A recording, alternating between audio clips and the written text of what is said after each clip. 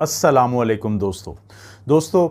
40 साल की उम्र के बाद आपके जिस्म के अंदर कुछ तब्दीलियाँ आती हैं खामोशी से। वो तब्दीलियाँ आ रही होती हैं आपकी हड्डियों में, आपके मेटाबॉलिज्म में, आपके अंदरूनी जो इंटरनल ऑर्गन्स हैं उनके अंदर और आपकी खून की नालियों के अंदर। लेकिन मसला क्या होता है कि खामोशी से आने वाली इन तब्दीलियों की वजह से आपके जिस्म में खामोशी से ही कुछ बीमारियाँ जन्म ले रही होती हैं, जिसके अंदर शामिल है शुगर की बीमारी, दिल की बीमारी, कैंसर जैसा मूजी मर्ज़ और यहाँ तक कि बाकी और भी मुख्तलिफ़ किस्म की जो बीमारियाँ हैं वो आपके अंदर जन्म लेती हैं, जिसमें गुर्दे की बीमारी भी शामिल है।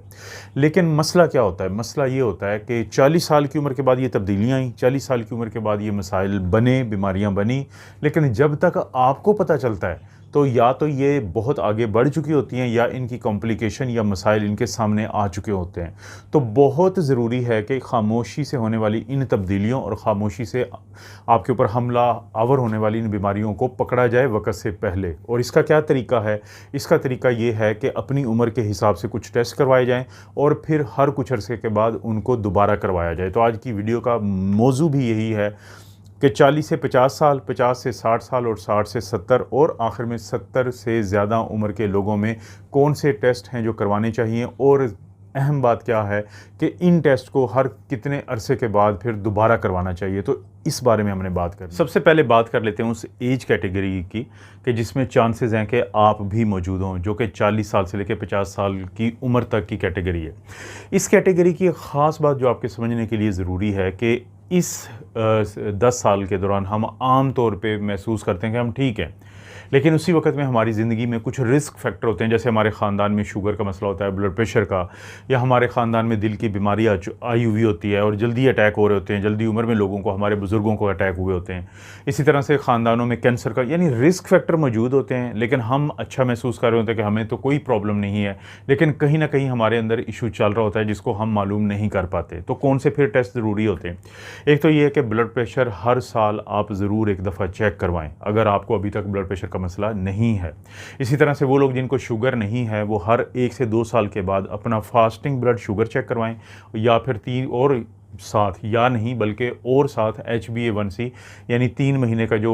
टेस्ट होता है शुगर का वो चेक करवाएं। इसी तरह से फास्टिंग लिपिड प्रोफाइल नाश्ता किए बगैर अपना चिकनाई का टेस्ट, जिसमें ख़ास तौर पे कोलेस्ट्रोल और ट्राइग्लिसराइड चेक किया जाता है, वो 3 से 5 साल के बाद उसको चेक करवाना ज़रूरी है। हर साल अपना वज़न मालूम करें, चाहे तो कमर का माप यानी वेस्ट सर्कमफ्रेंस लें, या बॉडी मास इंडेक्स मालूम करें, या वेट करें। तो जिस भी तरीके से कोशिश करें कि हर साल आपको अपना वज़न लाजमी मालूम हो। इसी तरह से हर 3 से 5 साल के बाद अगर अपना जिगर का टेस्ट करवाएं और गुर्दे का टेस्ट करवाएं, और अगर ख़राबी है तो उसको जल्दी फिर करवा सकते हैं। 3 से 5 साल की फिर मुद्दत की कैद ज़रूरी नहीं होती। और इसी तरह से थायराइड का टेस्ट भी हर 5 साल बाद करवाया जाना चाहिए, और ख़वातीन में तो ख़ास तौर पे नहीं भूलना चाहिए कि ये टेस्ट बहुत ज़रूरी होता है। इसके बाद बारी आ जाती है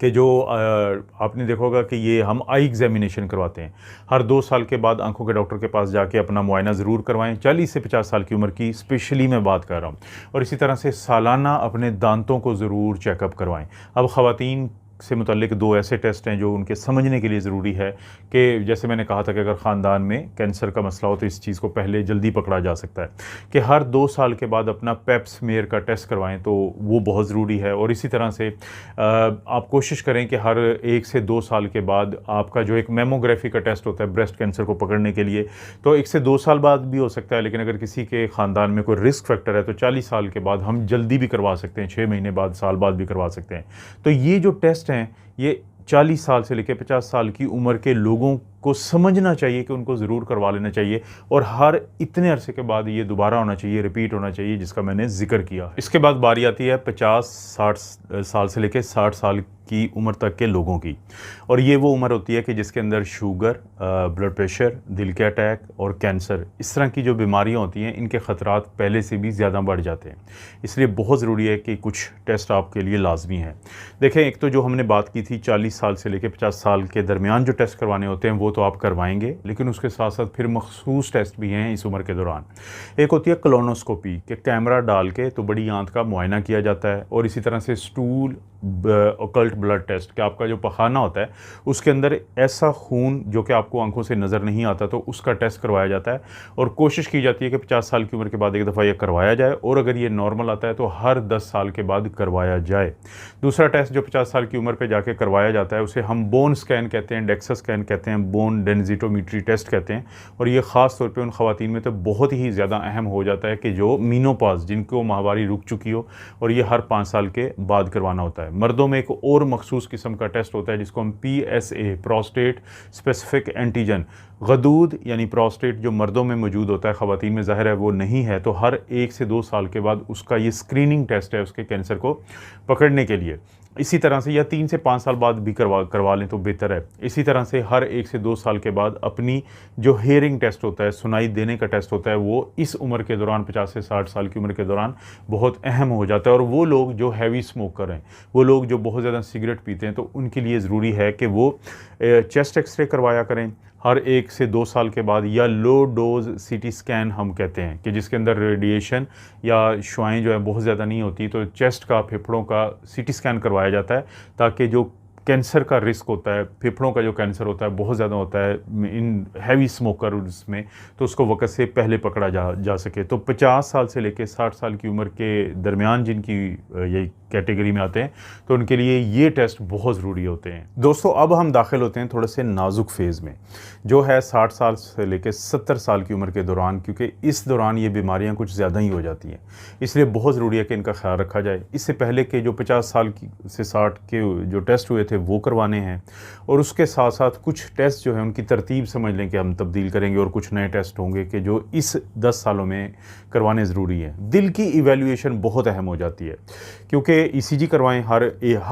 साल करवाएं ECG, और दिल का एक अल्ट्रासाउंड होता है जिसको हम एकोकार्डियोग्राफी कहते हैं, वो उस वक्त ज़रूरी हो जाता है अगर आपको रिस्क फैक्टर हो, या आपकी फैमिली के अंदर प्रॉब्लम हो, या आपको ही कोई अलामात चल रही हो, तो फिर ज़रूरी है कि सालाना आप दिल का अल्ट्रासाउंड या एकोकार्डियोग्राफी भी करवाएं। गुर्दों का टेस्ट भी सालाना करवाना होता है जिसको हम RFT, रीनल फंक्शन टेस्ट कहते हैं, जिसमें यूरिया है, क्रेटिनिन है, इलेक्ट्रोलाइट भी करवा लिया करें साथ, ये ज़रूरी होता है। ये गुर्दे के टेस्ट का ही हिस्सा होना चाहिए। इसके बाद आता है कि जिगर का टेस्ट होता है, जो कि जिसको हम LFT कहते हैं, और इसी तरह से पेट का अल्ट्रासाउंड करवाते हैं जिगर के लिए, तो 2 से 3 साल के बाद वो करवा लेना चाहिए। अच्छा, इस उम्र में यादाश्त का जो टेस्ट होता है जिसको हम कॉग्निटिव स्क्रीनिंग टेस्ट या मेमोरी टेस्ट कहते हैं, वो भी 2 से 3 साल के बाद उसका भी होना ज़रूरी है। अच्छा, जो हड्डियों का टेस्ट होता है जिसको बोन डेंसिटी टेस्ट कहते हैं, वो 3 से 5 साल के बाद करवाया जाता है, और 1 से 2 साल के बाद यहाँ पे हम बेनाई VN का यानी नज़र आने का टेस्ट, और इसी तरह से सुनाई देने का यानी हेयरिंग का टेस्ट करवाते हैं। अच्छा, इस उम्र में जो 60 से 70 साल की उम्र है, जो इंतहाई एक और अहम चीज़ है वो है वैक्सीनेशन,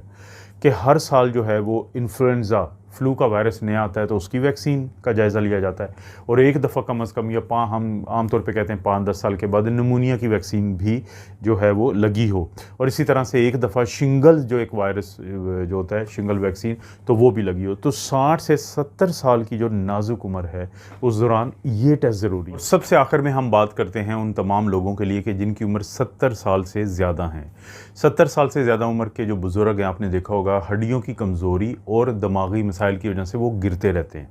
तो सबसे पहला जो अहम टेस्ट होता है, देखें इससे पहले तो ये कि जो 60 साल और 70 के दरमियान के थे वो तो जहन में रखना है कि वो ज़रूरी हैं, लेकिन उसके बाद इस उम्र से आगे के मज़ीद जो टेस्ट होते हैं कि एक तो बैलेंस को, या जो मरीज़ को चला के देखा जाता है कि चक्कर तो नहीं आते, गिरने का कितना ख़तरा होता है, तो हर साल इस चीज़ की असेसमेंट की जाती है ताकि घर के माहौल को उस हिसाब से एडजस्ट किया जा सके। दूसरे नंबर पे आता है कि हड्डियों की कमज़ोरी को जांचने वाले जो टेस्ट होते हैं। अच्छा, ये जो रिस्क असेसमेंट है गिरने वाली या बैलेंस वाली, ये सालाना की जाती है हर साल, और उसके बाद हर 1 से 2 साल बाद या 2 से 3 साल बाद, 1 से 2 साल बाद ज़्यादा मुनासिब रहेगा, कि हड्डियों की मजबूती जांची जाती है, जिसमें बोन मिनरल डेंसिटी का टेस्ट होता है, जिसमें विटामिन D का टेस्ट करवाया जाता है, कैल्शियम का टेस्ट करवाया जाता है। तो दूसरा ये है। तीसरा जो टेस्ट है वो आपके एक ख़ास जायज़े के ऊपर है कि 70 साल की उम्र के बाद डॉक्टर ये जायज़ा लेता है कि जो मरीज़ की हालत है वो कैसी है। अगर तो ऐसी हालत है कि अगले 10 साल तक ज़िंदगी ठीक चलती रहेगी, तो फिर कैंसर के ये जो कोलोनोस्कोपी जैसा टेस्ट होता है, मैमोग्राफी जैसे टेस्ट होते हैं, वो करवाए जाते हैं। लेकिन अगर लगता है कि किसी की लाइफ एक्सपेक्टेंसी या ज़िंदगी की आगे तवक्को जो है वो बहुत ज़्यादा नहीं है, तो इस तरह के जो टेस्ट हैं कि जिसे इन्वेज़िव या रेडिएशन वाले टेस्ट हैं, तो वो ना ही करवाए जाएँ तो बेहतर है। इसी तरह से मूड की असेसमेंट की जाती है। एक तो कॉग्निटिव टेस्ट तो किया ही जाता है, मेमोरी टेस्ट तो किया ही जाता है, लेकिन साथ मूड की असेसमेंट भी की जाती है हर 2 से 3 साल के बाद, ये ज़रूरी होता है। और इसी तरह से सालाना आईज़ जो हैं वो चेक की जाती हैं, वीएन चेक की जाती है, और हेयरिंग का टेस्ट होता है, यानी ये सालाना करना ज़रूरी होता है। अच्छा, एक इंतहाई अहम चीज़ है जो हम लोग इग्नोर कर देते हैं, हर साल न्यूट्रिशन का जायज़ा लिया जाना चाहिए। ये देखना चाहिए कि जो वो 70 साल से ज़ायद उम्र का मर्द या औरत है, तो क्या खुराक की कमी का शिकार तो नहीं है। और ये वो चीज़ है जिसका जायज़ा इसलिए लेना ज़रूरी है कि बच्चों की तरह जो इस उम्र के बाद के बुज़ुर्ग हैं, वो भी घर वालों के ऊपर इन्हिसार करते हैं खुराक के लिए। और अगर ये चीज़ मिस हो जाए तो बाज़ वक़्त हम क्या कहते हैं, हम कहते हैं जी वो हमारे बुज़ुर्ग रोटी नहीं खाते। भाई रोटी नहीं खा सकते क्योंकि उनका सिस्टम अब रोटी को नहीं हज़म करेगा, बहुत ज़्यादा कैलोरीज़ की ज़रूरत उनको नहीं है, उनको न्यूट्रिशन चाहिए। अब आप अपने डॉक्टर के मशवरे से इस उम्र के बुज़ुर्गों को ना सिर्फ ये कि सालाना उनका चेकअप होगा कि इनकी न्यूट्रिशन को देख लें कि क्या स्टेटस है, बल्कि कुछ ऐसी खुराक का भी आप पूछेंगे जो चाहे कम मिकदार में दी जाए, क्योंकि इस उम्र में लोग ज़्यादा नहीं खाते, लेकिन उसके अंदर न्यूट्रिशन हो, मिनरल्स हो, विटामिन्स हो। तो दोस्तों, मुझे उम्मीद है आपको समझ आ चुकी होगी कि हर 10 साल के इन गैप्स में किन किन टेस्ट की अहमियत और कितने अरसे के बाद उनको करवाना ज़रूरी है।